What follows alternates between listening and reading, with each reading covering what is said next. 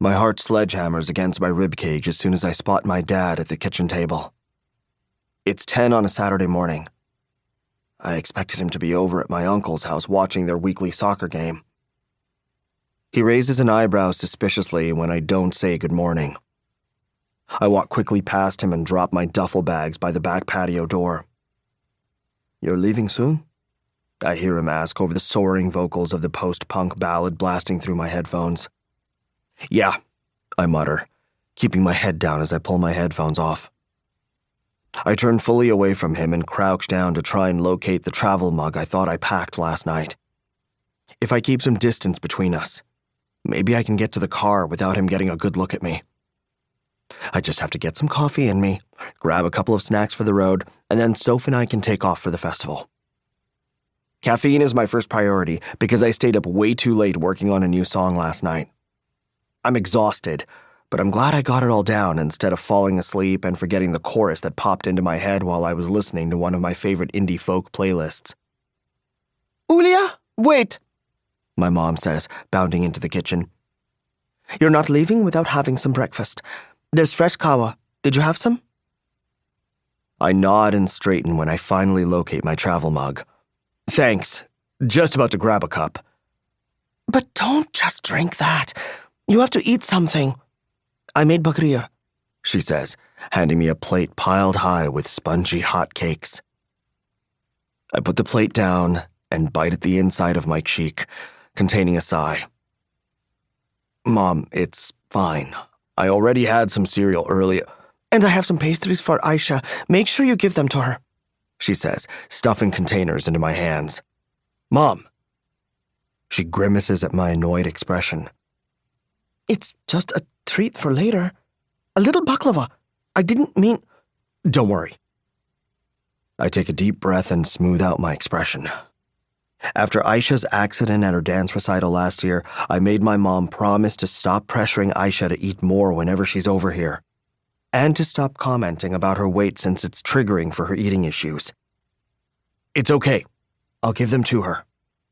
She smiles at that, but frowns when I hand back a bigger container loaded with couscous. "We can't bring a ton of food, though. We're only going to be in the car for a few hours, and then we won't be able to take any outside food into the festival grounds." "What will you eat, then?" "We'll just buy food there," I say, brushing past her to finally fill my mug. She sighs loudly as she carries the containers back to the fridge. "They'll only have expensive junk." I shrug as I take a sip from my steaming mug. She's right. And I'm not exactly thrilled to spend the little money I make at the Vinyl Underground on $10 hot dogs. The festival tickets on their own took me ages to save up for. Working at a record shop/concert venue does have some cool perks, but a big paycheck isn't exactly one of them. "Do you have enough money?" I hear my dad ask. I'm still turned away from him, looking out the kitchen window at Sophie's old beat-up station wagon. She's standing by the open trunk, struggling with a folded-up tent. "Yeah," I say to my dad, even though I'm not totally sure. I'm surprised he asked at all. I can't remember the last time he offered me spending money. "Here," Dad grumbles. I have to face him now. Turning around, I see he's holding out a $20 bill. Oh, a 50 would have helped more, to be honest, but it's better than nothing. I manage a smile as I take it from him. "Thanks, Dad." When I meet his eyes for a second, I see his gaze go to my right ear.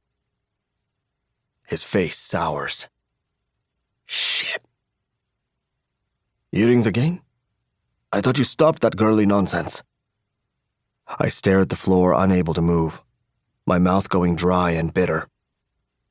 "Isaac, enough," Mom scolds him before Sophie comes bursting in the back door. I finally unfreeze, glancing over at her. "Ollie, can I take your stuff out to the car?" In 2 long strides, I'm right next to her, picking up my backpack and guitar. "I've got them." "Okay, bye."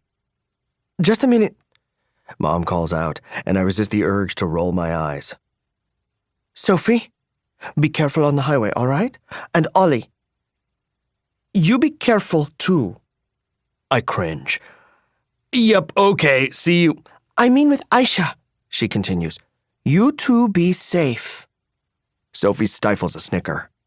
Yeah, I got it, I grind out, my face flaming. I love my mom, but she's so goddamn annoying sometimes. I resist the urge to pull my headphones back over my ears to drown out my embarrassment. Aisha and I have been dating for almost a year, but this is the first time we'll be alone overnight together. We decided when we first started dating to take our time with stuff, but things have been getting more intense lately. A couple of nights ago, she asked me to sneak into her house to sleep over. I didn't because, honestly, I'm a bit terrified of her dad and what he'd do to me if he caught me in her room. Besides that, I'm worried about freaking out while we're together. I haven't had a panic attack in a while, but every time it happens, it's beyond mortifying. I know I shouldn't feel that way, but it's impossible not to.